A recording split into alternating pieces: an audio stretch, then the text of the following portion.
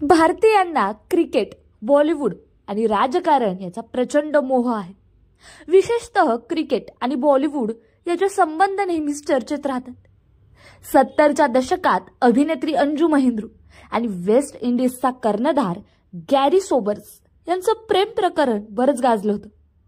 एवढंच काय तर अभिनेत्री रीना रॉयने पाकिस्तानी क्रिकेटपटू मोहसिन खानशी लग्न केलं होतं।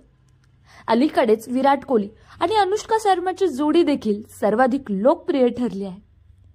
पण 70च्या दशकात कपिल देव यांनी क्रिकेटमध्ये पदार्पण करून 1983 साली भारताचा पहिला वर्ल्ड कप मिळवून दिला।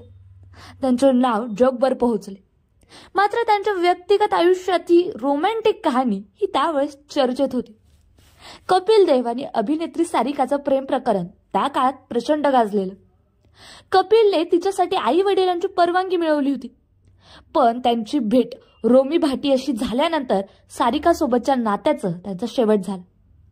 कपिलने रोमीला मुंबई लोकलमध्ये प्रपोज केलं आणि 1980 साली दोघांनी लग्न केलं। मात्र सारिका सोबतची प्रेम कहाणी अधुरीच राहिली।